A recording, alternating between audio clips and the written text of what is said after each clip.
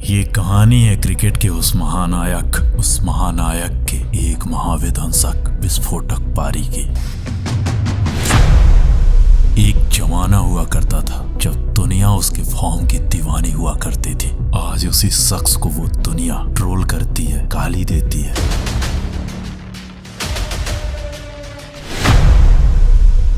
कोई PR machine कहता है, परंतु रियलिटी ये है कि अगर सुना दूं उसके जवानी के किस्से तो ये जो लौंडे हैं उसके पांव दबाने लग जाए।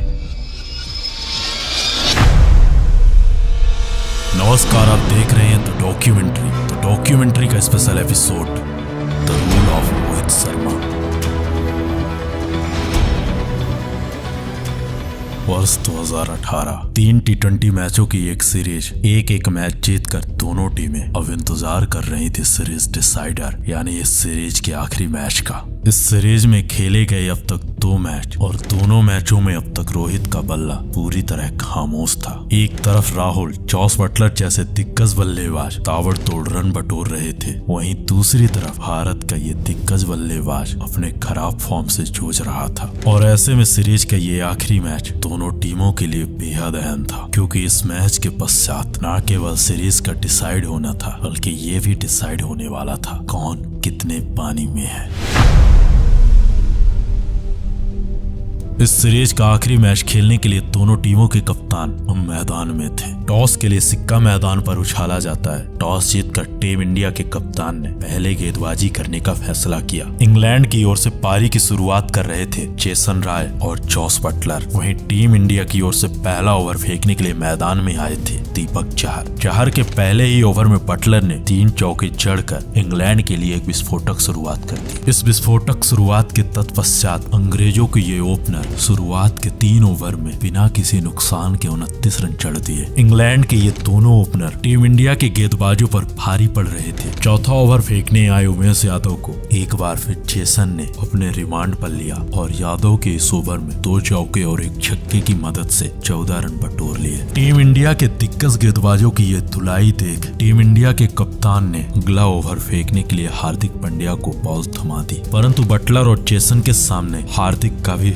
अभिवादन हुआ। इन दोनों बल्लेबाजों ने हार्दिक के इस ओवर में 2 छक्के और 2 चौके जड़कर 22 रन बटोर लिए। इंग्लैंड शुरुआत के 6 ओवर में बिना विकेट खोए 73 रन बना चुका था। इंग्लैंड ओपनर्स द्वारा किया गया ये विस्फोटक प्रहार टीम इंडिया के गेंदबाजों के समझ से परे था। टीम इंडिया के ये गेंदबाज गेंदबाजी तो कर रहे थे, लेकिन उन्हें समझ नहीं आ रहा था बटलर और रॉय के सामने वो कैसी गेंदबाजी करे। अपने गेंदबाजों पर हो रहे इस हमले को देख टीम इंडिया का कप्तान थोड़ी देर के लिए चिंता में था, परंतु अगला ओवर फेंकने के लिए कप्तान विराट कोहली ने सिद्धार्थ कौल को बॉल थमा दी। कौल ने बॉल थामते ही इंग्लैंड को पहला झटका दिया। बटलर के आउट होने के बाद जेसन की भी राय बदल गई और अंधेरे में दीपक ने राय को रगड़ दिया, परंतु इस रगड़े से पहले जेसन ने महज 31 गेंदों में ताबड़तोड़ 67 रन बना दिए थे। अब 10 ओवर का खेल खत्म हो चुका था। इंग्लैंड 111 रन बना चुका था। अब यहाँ से अगली 60 गेंदों का खेल बाकी था और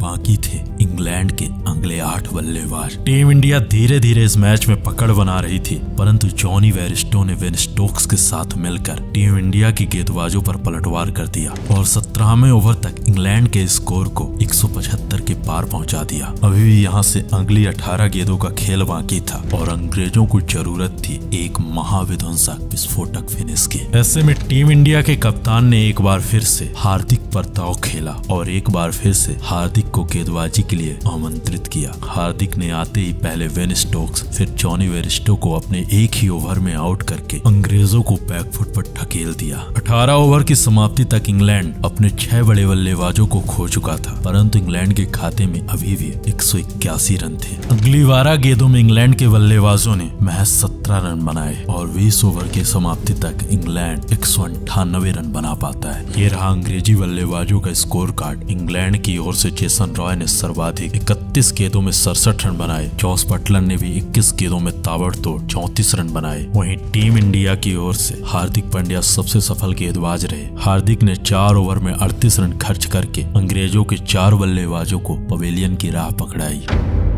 टीम इंडिया के सामने 120 गेंदों में 199 रनों का एक पहाड़ जैसा लक्ष्य था। ऐसे में 120 गेंदों में 199 रनों का ये लक्ष्य टीम इंडिया के लिए आसान नहीं था, क्योंकि अंग्रेजों के पास उनका होम एडवांटेज था और साथ में उनके पास उनके दिग्गज गेंदबाज थे।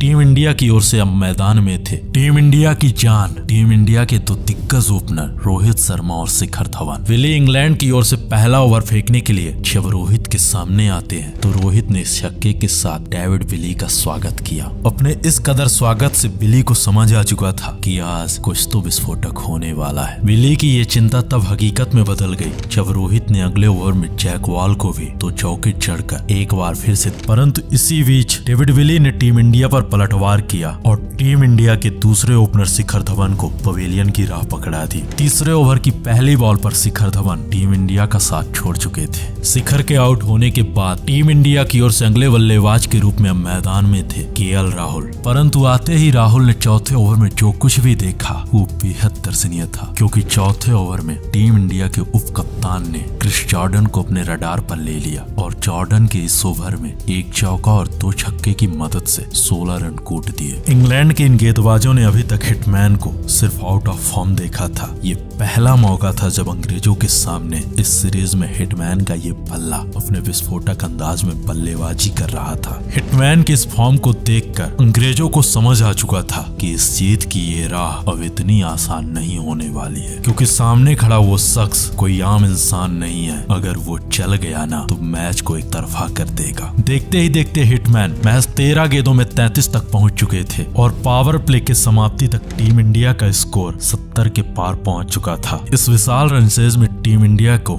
जिस शुरुआत की आवश्यकता थी वो शुरुआत टीम इंडिया को अब मिल चुकी थी। पावर प्ले के समाप्त होने के तत्पश्चात अंग्रेजी कप्तान ने टीम इंडिया के सामने अपने नई चाल का अनुसरण किया और टीम इंडिया के भूखे बल्लेबाजों के सामने अपने स्पिनर्स को आक्रमण पर उतार दिया। फलस्वरूप टीम इंडिया के ये दोनों बल्लेबाज अगली 12 गेंदों में महज 12 रन बना पाते हैं। रोहित शर्मा अपने अर्धशतक से महज 2 रन दूर थे। इसी बीच टीम इंडिया केएल के रूप में अपने अगले बल्लेबाज को खो चुकी थी। अब टीम इंडिया के लिए बल्लेबाजी कर रहे थे टीम इंडिया के 2 दिग्गज बल्लेबाज, टीम इंडिया की दिल और धड़कन, टीम इंडिया की जान, टीम इंडिया की शान, किंग कोहली और स्वयं उप कप्तान रोहित शर्मा। पारी के 9वें ओवर में टीम इंडिया के उप कप्तान ने इस चौके के साथ महज 29 गेंदों में अपना अर्धशतक पूरा किया और 10 ओवर की समाप्ति तक टीम इंडिया को 100 के पार पहुंचा दिया। अब यहां से ये मैच जीतने के लिए टीम इंडिया को अगली 60 गेंदों में 99 रन बनाने थे। अगली 60 गेंदों में 99 रन बचाने के लिए इंग्लैंड अपनी पूरी जान लगाने को तैयार था, क्योंकि इंग्लैंड को पता था कि अगर उसे इस सीरीज में कब्जा करना है तो सामने खड़े हिटमैन को रोकना बेहद जरूरी है। ऐसे में मॉर्गन ने नई चाल का अनुसरण किया और हिटमैन के सामने लियाम को बॉल थमा दी, परंतु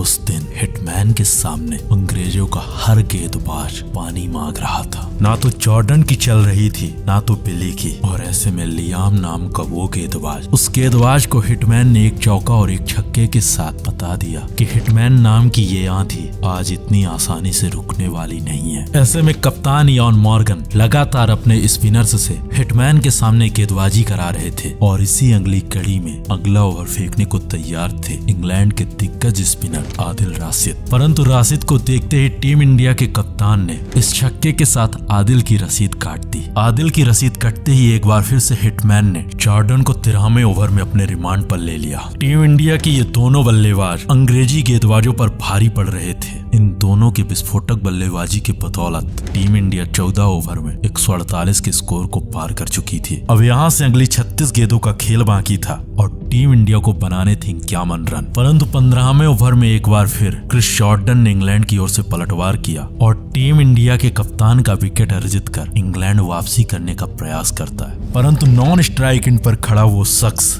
इंग्लैंड के लिए इस मैच में सबसे बड़ा प्रतिबाधा था, क्योंकि यही वो शख्स था जो भारत और अंग्रेजों के बीच अपने अलग अंदाज में इस मैच की लड़ाई लड़ रहा था। पारी के 17वें ओवर में हार्दिक पांड्या ने भी हाथ खोले और जैक वॉल को मिलकर सूद देते हैं। रोहित शर्मा ताबड़तोड़ अपने विध्वंसक अंदाज में अब 90 की स्कोर पर पहुंच चुके थे। 18वें ओवर में अकेले हार्दिक पांड्या ने डेविड विली को 1 छक्का और 3 चौके जड़ दिए। अब ये मैच पूरी तरह एक तरफा हो चुका था। इंग्लैंड को समझ आ चुका था कि ये मैच अब उनसे बहुत दूर जा रहा है।